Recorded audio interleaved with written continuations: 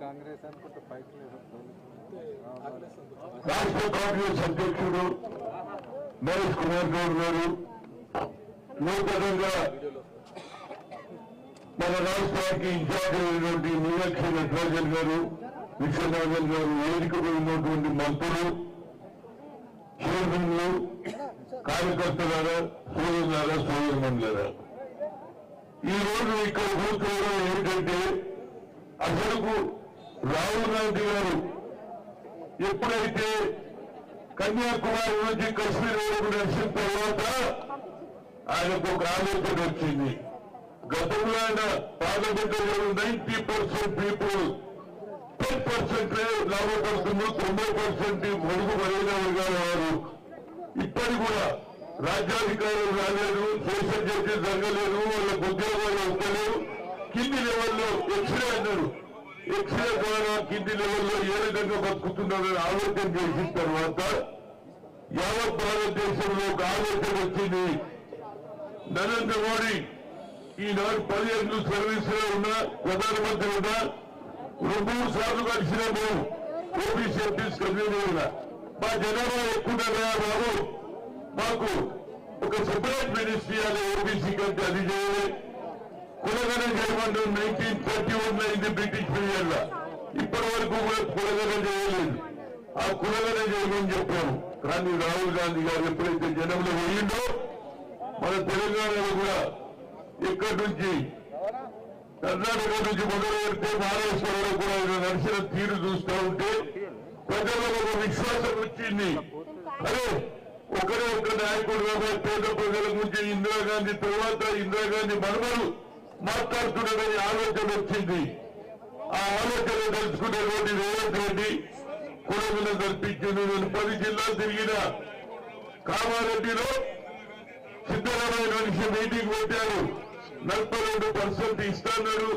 ఉద్యోగాలలో, విద్యలలో, ఎంప్లాయ్మెంట్ అన్నింటిలో కూడా తప్పనిసరిగా సోషల్ జస్టిస్ చేసినప్పటి నుంచి తెలంగాణ ఒక దిక్సూచి అయింది.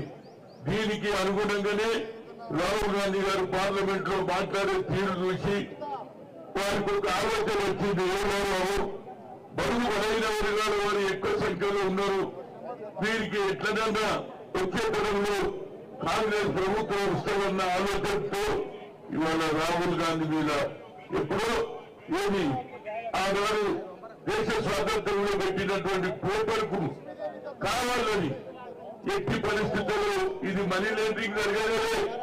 మరి విజయ్ మల్లయ్య చేశారు, నరేంద్ర మోడీ చేశారు.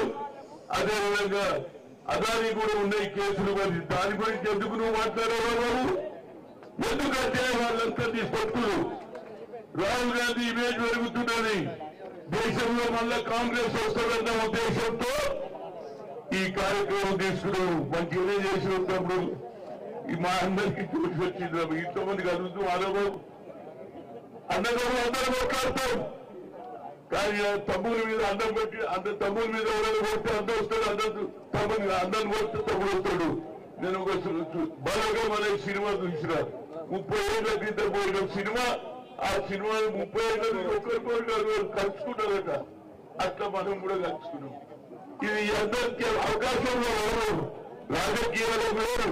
రాహుల్ గాంధీ దేశానికి ప్రధానమంత్రి కావాలంటేనే కులగణ జరగాలి. ఆయన అంటుడు నరేంద్ర మోడీ జనగణ అంటుడు. జనగణ అంటూ కులగణ లేదు, జనగణ ఎందుకు మా సంగతి తెలియాలా లేదా?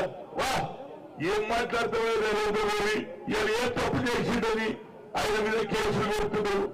ఇప్పుడే చెప్పాడు మా మిత్రుడు మధ్యకి. ఎందుకంటే లాయర్ నాకు తెలియదు ఈ లాయర్ సంగతి. ఆయన కరెక్ట్ చెప్పింది. ఏమన్నాడంటే అసలు ఇది మనీ లాండరింగ్ కేసే కాదంటుడు. కరెక్ట్ అయింది. అసలు డబ్బులే లేవు, పేపర్లో నిలవకుంటే పైసలు ఎరికేది వస్తాయి. అబ్బాయి ఇది కొత్త సీన్ ఉన్నది నాకు. కేవలం నడుస్తలేదు, పైసలు ఎరికేది. కొన్ని పేపర్లు చూస్తాను, ఆంధ్రజ్యోతి, ఈనాడు కొన్ని పేపర్లు పెడతాయి. వాడు రాత్రి పొద్దున సార్ ఇక పేపర్లో చక్కగా చెప్తే మళ్ళీ అది కూడా రాసేస్తాం. ఇష్టం చేసిండు. పేపర్ల వాళ్ళకు కూడా ఇబ్బంది ఉన్నది. కొన్ని పేపర్లు డబ్బులే లేకపోయాయి. దాని మీద నువ్వు కేసులు పెట్టి ఉన్న ప్రాపర్టీ తీసుకోవాలని ప్రయత్నం చేయడం ఇది ఓన్లీ కక్ష సాధింపారు. ఇది కక్ష, వేరేది ఏం లేదు. రాహుల్ గాంధీ గారు పార్లమెంట్ లో మాట్లాడే తీరు, కులంగన తీరు, దేశంలో బడుగుబడైన వర్గాలు పైకి రావాలని ఆలోచనతో ఈ కేసు పెట్టారు. ఎందుకంటే వచ్చే ఎలక్షన్స్ లో తప్పనిసరిగా కాంగ్రెస్ వచ్చే అవకాశం ఉంది. ప్రజలలో ఆలోచన వచ్చింది. కానీ కొందరు మన నాయకులు రాష్ట్రంలో గెలిచిండ్రు. రోజు పొద్దున్న లేస్తే సోనియా గాంధీని లేకుంటే రాహుల్ గాంధీని తిట్టే కార్యక్రమం ఉన్నది. అరే మీరు ఏం మాట్లాడతారు? దేశ స్వాతంత్రం గురించి సోనియా, ఇందిరాగాంధీ తర్వాత కోరలు వచ్చి 2 సార్లు అవకాశం వచ్చింది ఆ అమ్మకు ప్రధానమంత్రి గారు ఈ దేశ వ్యవస్థ में लड़ूंगा అని ఆర్థికవేత్త మన్మోహన్ సింగ్ పెట్టిందా లేదా? ఆ అమ్మ పుణ్యమే నేను ఓబీసీ ఆఫీస్ కన్వీనర్ గా ఉంటే ఐఐటి లో సుప్రీంకోర్టు కొట్టేసిన రిజర్వేషన్ అనేది నేను సోనియా గాంధీ దగ్గర పోయినా, అమ్మ we are coming for the local area, local language Malayalam, Oriya, Telugu, Kannada. But talent is not anybody's property. God has given. You should give the opportunity. అంటే అప్పుడు అన్నది ఏం చేయాలన్నది. నేను ఆనాడు అర్జున్ సింగ్ పోతే మన్మోహన్ సింగ్ చెప్పింది పార్లమెంట్ లో పిలువెడితే అందరు మద్దతు ఇచ్చిందా లేదా? ఎందుకంటే సంఖ్య ఉన్నది, ఎక్కువ ఉంది. ఎవరు పార్లమెంట్ లో ఉంటే బీసీలు, ఎస్సీలు ఉన్నారు, మైనార్టీలు ఉన్నారు, అందరు పాస్ చేసిందా లేదా? అదే విధంగా రేపు రాహుల్ గాంధీ గారు పార్లమెంట్ లో పిలువెడితే దేశ ప్రజలందరూ కూడా సపోర్ట్ చేస్తారు. ఎందుకంటే ప్రతి పార్లమెంటు, ప్రతి అసెంబ్లీ సెగ్మెంట్ల బీసీలు, ఎస్సీలు, ఎస్టీలు, మైనార్టీలు ఉన్నారు బాబు. అగ్ర కులాలుగా 10% ఉన్నారు. మా ఓట్లు వేస్తేనే మీరు గెలుస్తారా బాబు? గెలుస్తారా లేదా? మేము ఓట్లు లేకుండా గెలుస్తారా అగ్ర కులాలు? కనుక తప్పనిసరిగా అగ్ర కులాలు కూడా ఆలోచన చేయాలి. ఆనాడు మర్రి చెన్నారెడ్డి ఉండే, ఆయన రెడ్డి అయినా తప్పనిసరిగా న్యాయం చేశాడు. అదేవిధంగా ఇవాళ రేవంత్ రెడ్డి కూడా చేస్తున్నాడు. కనుక నా ఉద్దేశంలో మా సోదరిమణి మీనాక్షి నటరాజన్ వచ్చింది, చాలా సింపుల్ లేని. ఆ ఏడిపోయినా నేను రైల్లో దిగుతా, రైల్లో పోతాడు. అంటే ఇలాంటి కార్యకర్తలు నేర్చుకోవాలి ఆయనతోటి. ఇవాళ ఎవరు మోటార్లు అంబేద్కర్ ఉందా, ఎన్నోవా ఉందా అంటున్నాడు. నడిచేస్తుంది. మనం కూడా అట్లా నడుస్తుంది. లీడర్లు అవుతాం రాబోయి. లీడర్లు ఎవరు తిరిగితే ఎవరు కాదు. గమ్యంతో చూపించాలి. ఊళ్ళో పెట్టి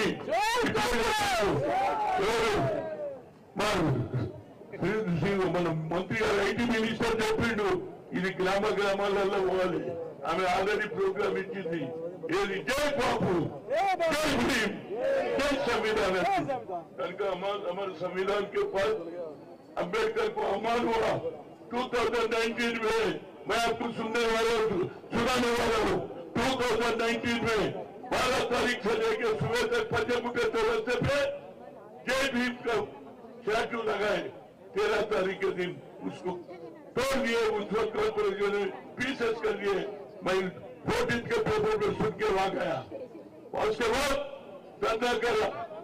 उसके बाद जाके पूछे तो नहीं लगाए. फिर मैं एक नया 18 जुलाई को लाए तो वो भी 15, 5, 6 साल से अम्बेडकर को लाकअप में रखे हुए मैं लाया. आखिरी में जज साहब की उनको शुक्रिया अदा कर रहा हूँ. जज बोला ये हैंड ओवर करो अम्बेडकर शायद को. कहां पर? पंजाब सीआई को लिखे. वो आया. मगर मैं देखा वोट सिटी में हमारे असदवाद होते पार्लियामेंट में जय भी बोलता तो वहां लगाने की काफी कोशिश करा. मगर भाई एक तरफ बोलता, बड़ा भाई एक तरफ. अब फाइनल में मेरी अपर पे जहाँ पैदा हुआ, जहाँ बड़ा हुआ, वहां पर मैं लग रहा हुआ. पहले 2008 में हमारे महात्मा ज्योतिराव फुले के 2008 में लगाया. उस वक्त राजशेखर रेड्डी सीएम थे और अर्जुन सिंह मोदी एचआरडी मिनिस्टर थे. और उधर फुलू इधर दोनों का लगा. मैम आप आना चाहिए. अब हम सीएम को भी बोले और हमारे इंचार्ज मिनिस्टर हमारे पुण्य प्रभाकर, हमारा भाई महेश कुमार गौड़ रहेगा. जो वो जब इलेक्शन कोड इलेक्शन को कोड बाद आके वो इनाग्रेशन करेंगे तो एक नया मैसेज जाएगा. बीआरएस सरकार अम्बेडकर के खिलाफ है. उसके साथ हमारे अमित शाह पार्लियामेंट में क्या बोला, 1-2 बात बोल के खत्म कर दो.